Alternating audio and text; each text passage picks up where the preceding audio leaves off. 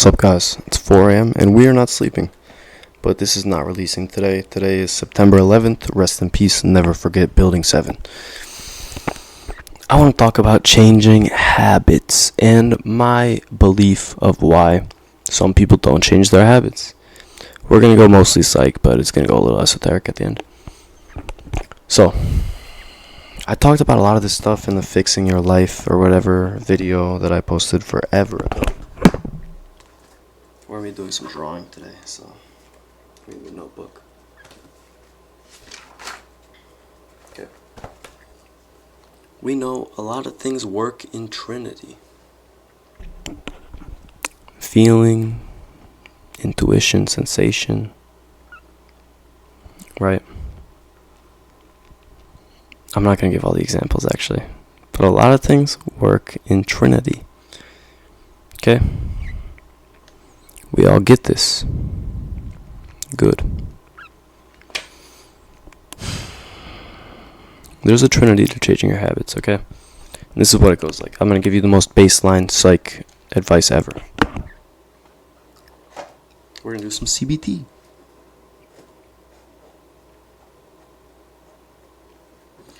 Okay. Here's the reason why you do things that you don't want to do. And you need to break this down. Because to change anything about yourself, you need to first understand the problem. That's what Jung's whole thing was, right? You get them to open up, tell them the problem, tell them how to change it, and then actually get them to change it. Right? So you need to understand the problem. So if you think that the problem is your alcoholism is not the problem. The trauma is the problem. But it's not really the trauma. It's the feeling that you have that makes you want to drink. Right? And obviously this doesn't pertain to alcohol. Right? You could do this with literally anything that you don't like that you do.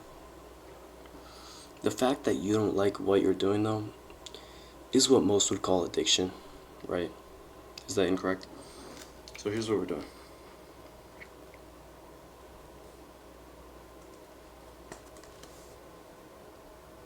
What does this mean? Thought, feeling, action.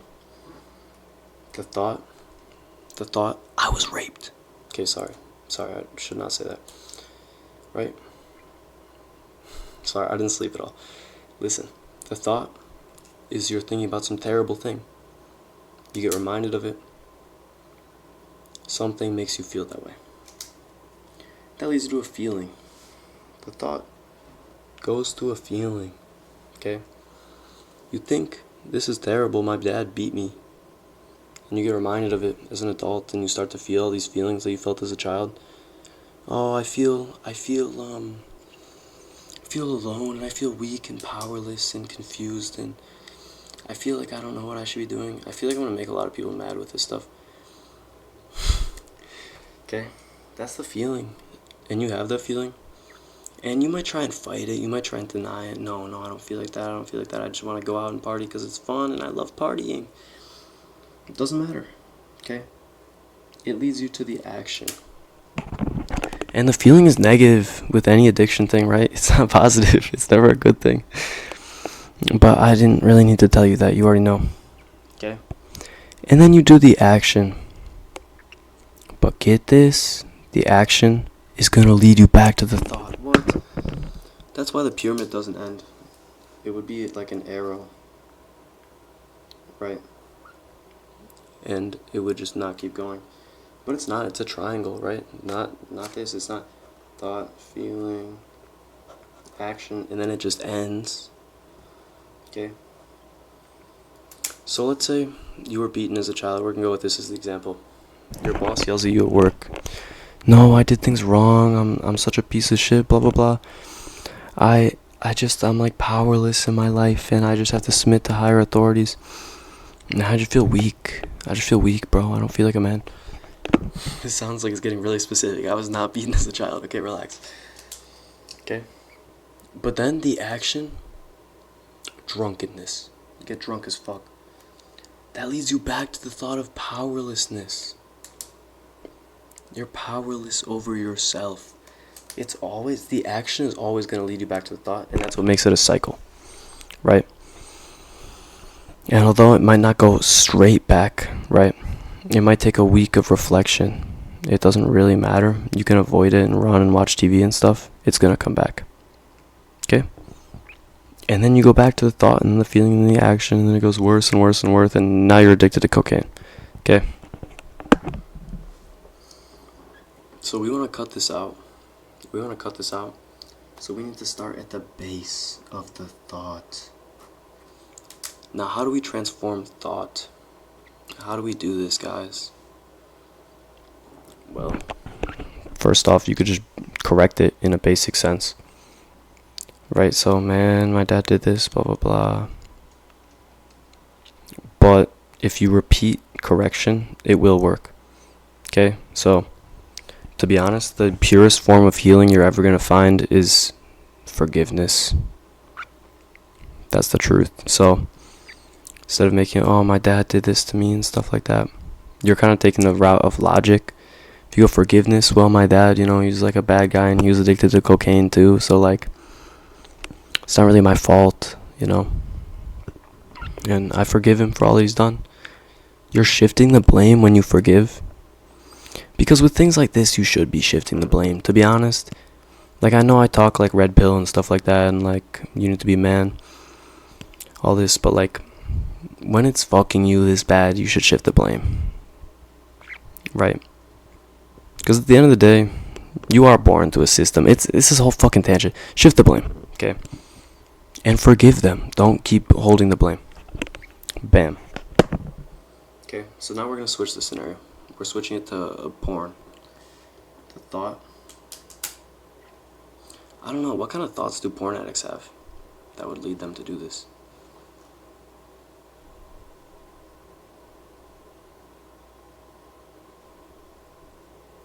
I'm not really sure. I can't really do that example. Okay, well, let's say you're addicted to eating like shit. The thought, man, I've had such a hard day. The feeling, feeding into it. Man, this has just been so terrible, and like, I just deserve to sit on the couch and just do nothing. It's been really tough. To the action of eating like shit, and then you go back to the thought, man, this was a really hard day,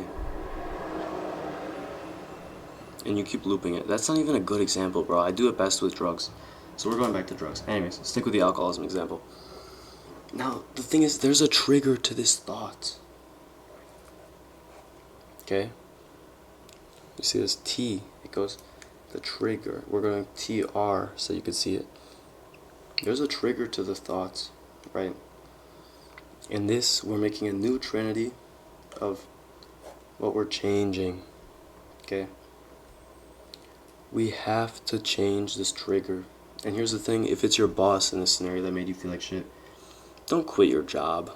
Don't quit your job. You don't have to do that. I mean, if you really need to, like, if he's really a dick about it, then quit your job, obviously.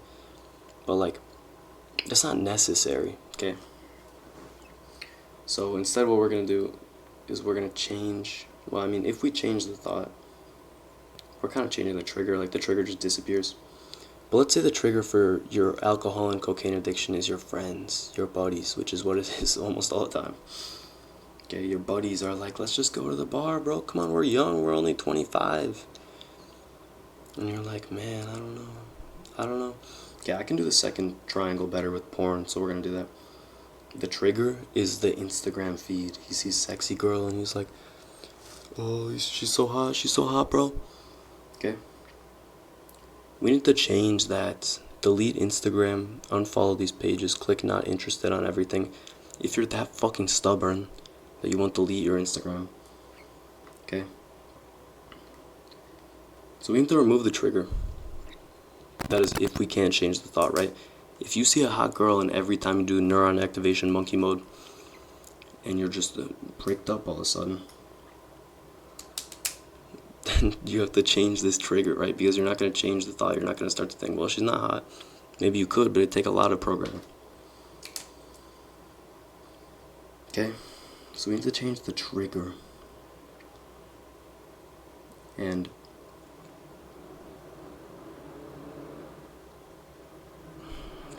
was the second example I was going to give?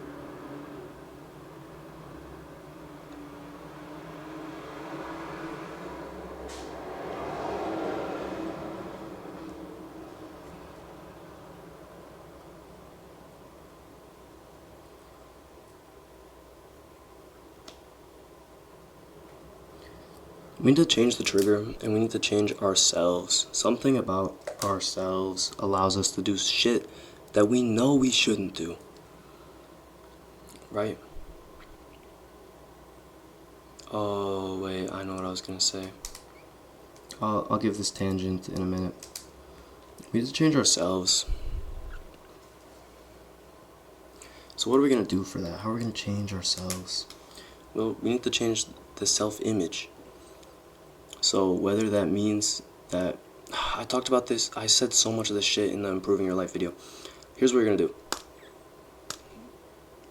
You clearly don't view yourself that well if you're doing habits that you don't think that you should be doing. You're gonna write down everything that the good version of you does. Everything that, whatever it is you aspire to be. Right, let's say your aspiration is that you want to be a confident person. Well, what does a confident person do? What does a confident person look like? Write it all down and just start fucking doing it. Read the list every single day. And you're gonna form into that guy. Sooner or later, right? So if my goal is to be a genius, what does a genius do? A genius writes every day. A genius reads every day. A genius is spending 45 minutes minimum sitting in a chair, looking at a fireplace, thinking. Okay? I'm gonna read all this. And I'm going to start doing it consciously. Okay. And the final thing is you need to replace this activity. So let's say my problem is, like I was going to say, the porn stuff. Right? We need to replace some of this feeling. And you need to go deep and understand what this is doing for you. So I guess we could do this with the alcohol thing. What is the alcohol doing? Well, it's taking your mind off stuff.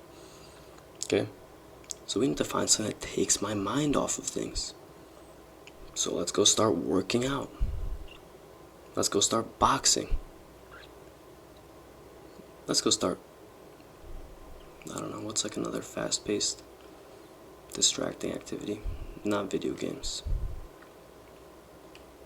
Let's go start drawing. We need to do any complex task that takes our mind off things. And trust me, when you sustain this for a few weeks, everything gets 10 times easier. Like a week, things get easier. Right? So, first triangle, first trinity. Thought, feeling, action. This is what makes you do the stuff that makes you think you're a bitch. And the trigger is what leads you to thought.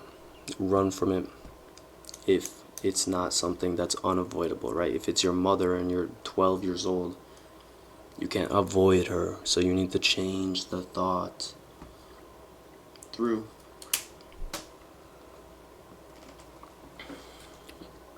reinforcement of the good and conscious reminders very frequently to make it unconscious to change the concept.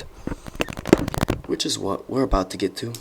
Unconsciousness and concepts, and how my theory of why some people never recover from addictions plays into things.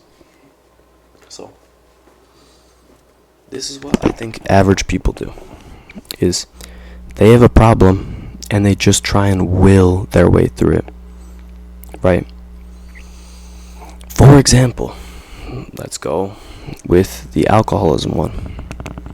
If I don't make any of these shifts in thought, any of these shifts in the trigger, in the perception of myself, in replacing it, maybe by my own strength, I can continue on for who even knows how long. Maybe I could continue on for a week, maybe I could do a month. Just being strong, just being like, I'm fine, I got this. You know, I'm still hanging out with the coke guys and the alcohol people. Yeah, we're going out 3 nights a week. You know, this is fun, guys. We're in our 20s, guys. Let's just be cool. We're only young for a bit. Right? And I think, oh, I'll drink, right? I get these impulses because, fuck. anyone who struggles with an addiction just has impulse control problems, right? That's what it is. It's compulsion, the trait, and neuroticism breeds compulsion, right? What is neuroticism? Or neuroticism is anxious personality trait. It's the OCD is peak neuroticism, right? No, I need to close my door 4 times, spin around in 3 circles clockwise, and then 2 counterclockwise, else my house is going to explode. That's compulsion, right? You're just doing shit. It's pretty much impulsiveness, okay? And neuroticism is that my house is going to explode part. It's the very negative, whatever. You understand the point.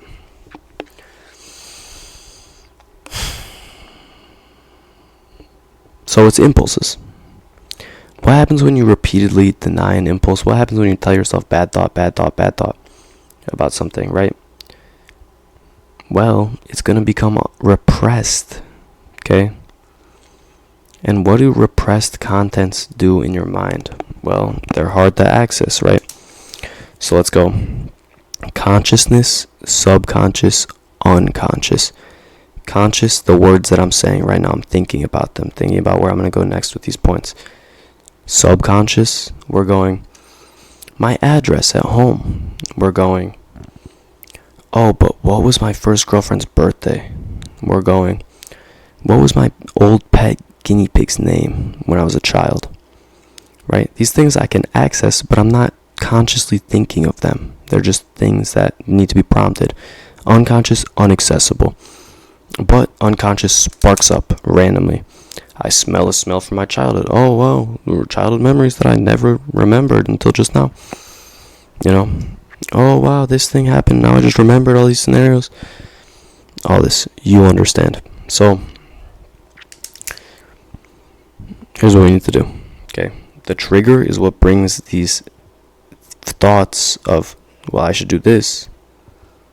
Or the thought that sparks the feeling that you're avoiding, that leads to the action that makes you do cocaine. Okay? Now listen. We're about to get funky. Not actually, I'm kidding. When you go bad thought, right? So I'm trying to quit smoking weed. I think, man, I should hit up my boy that I know has weed. And I think, no, bad thought, that's a terrible idea. Why would you think that? After I do that enough times, the desire is going to become unconscious. And while that sounds like a good thing because you're not thinking about it, not necessarily. Because unconscious ideas and desires, they're going to string you along a path where you're not sure that that's where you're going. So for example, the weed scenario. I'll think, man, I just loved hanging out with that guy. He was so fun to be around, right? I'll think, man, that guy baked really good cookies. Even when we weren't high, they tasted good, right? I'll think, man, that dude, he just understands me on a deeper level. And I'm being unconsciously strung along till I'm smoking a blunt, right? Do you understand? So we can't repress these things with the judgment.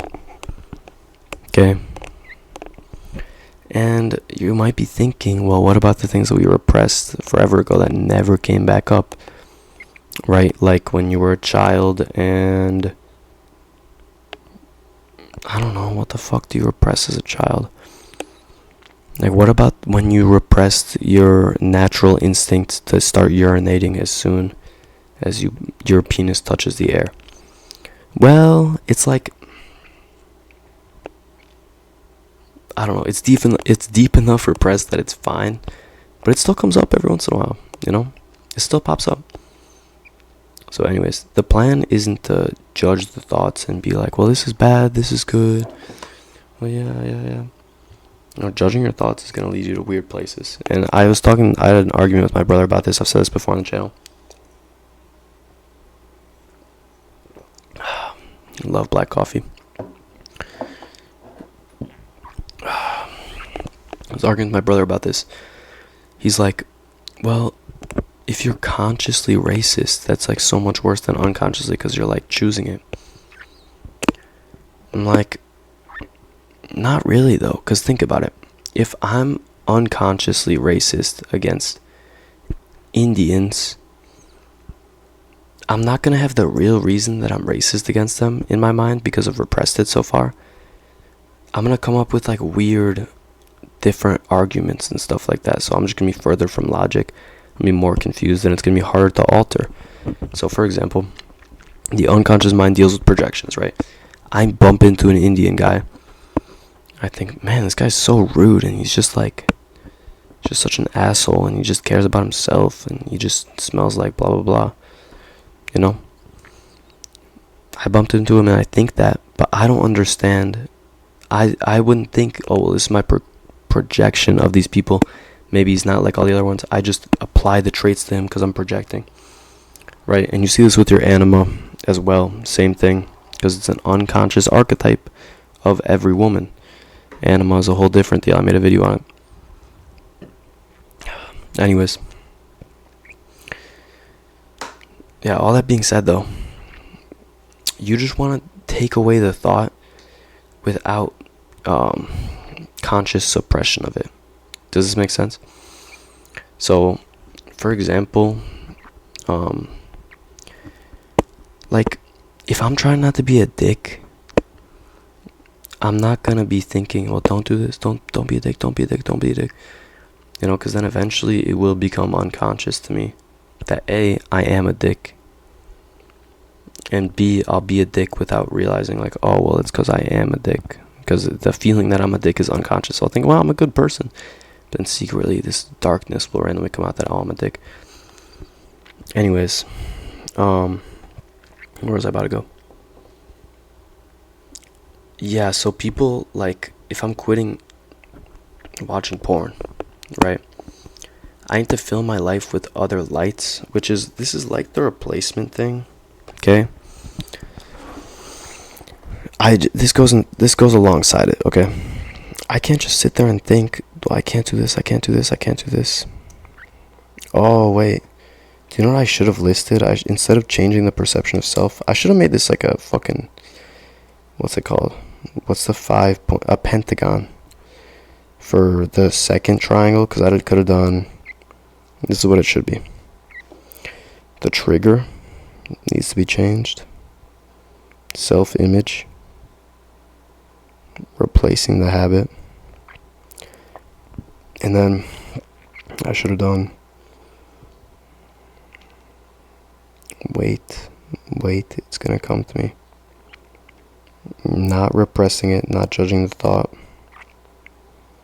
And then fuck, I was about to say it. Oh, restriction. Actual restriction. Okay, and it would have been complete. Trigger. No repress. Self-image. And then replacement and restriction. Okay, because you do need to install yourself a level of restriction, and this will make you think about it more, because like I said, impulsiveness. So if you are quitting alcohol but you still want to drink every few months when your best friend comes around town, but you're not going to get really fucked up or anything, you set a password on your alcohol drawer that says best friend only or some shit like that. You set a passcode on your browser that says don't watch porn or think about what you're doing or some shit like that. You stay away from people that have cocaine. You stay away from having cash so you could buy cocaine. All this stuff. Do you understand? Anyways, here's what the esoteric part of this is. The law of attraction, and constantly thinking about something, you're going to bring it to yourself. Called synchronicity, the law of attraction, manifestation, I don't fucking care. Something happens when you think of something all the time. You know, I heard someone say your thoughts are prayers. Your thoughts and actions are prayers. Oh, do you know what I should have added too? Is you need religion. You need Christ and redemption in your life. You know, because he's going to do some of that replacing for you. Because you're just broken, bro. You're just broken. You just need God to step in and be like, hey, you're my kid. I got you. You know what I'm saying? Everyone's like, oh no, God isn't real. Just pray, bro. Just try it. Look at where you are in your life. Look at how happy the average Christian person is that you meet. Look at you. And you're going to sit here and say, well, no, it's the placebo, bro. It's because they have a faith system to put their hope in. Whatever, bro. They're living better than you. Shut the fuck up. What are you talking about? You clicked on this video, not them. Yeah, but you understand. Does it make sense? I mean, to be honest, if you have God, you don't need all this, but you do need to be smart about what you're doing, even if you're with God. You know, you need to be not acting so stupid about your scenarios and stuff and what you're bringing yourself around. So we're called to be around good people and goodness and stuff and live a good life. Anyways, yeah. You are going to attract this to yourself, though, thinking about it all the time. That's why the replacement and distraction is so important. And you can't do distraction of TV. You have to do a distraction that actually fulfills what it is you're looking for. Whether it's excitement, whether it's escapism. You know, but if it's escapism, you need to be like doing the replacement heavy with some therapy that you can run it by yourself. You don't need a fucking therapist, right? Most therapists don't do anything, in my opinion. Most therapists are not going to lead you to much progression. That's just my opinion, you know. I mean, I think my problem with therapists is that I knew everything that they already told me. So I was like, bro, this is not helpful at all. Yeah, that's it though. Run the program. Stay conscious. And you should have taken notes on this if you're actually trying to change your habits.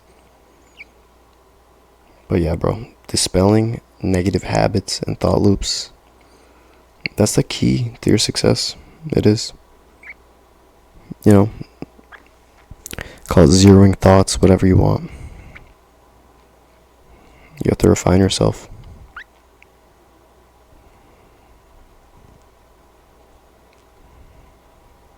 When they sacrificed animals in the Bible, in the Old Testament, it's allegorically, they're sacrificing their animal selves. Just literally what taking up your cross is, sacrificing your animal self. Choosing the better version. That's it, guys. This was fairly condensed, I feel like. Just pure information. I tried not to mess it up too much. It was a little redundant at times, but it's okay. I want to clip all my good videos together and then like play them, like not my good videos, but my best moments, you know, like 30-second clips, and then play them for myself before I record, so that I'm like really tapped into who I want to be with this streaming stuff whilst recording, and it'll set me good. God bless you.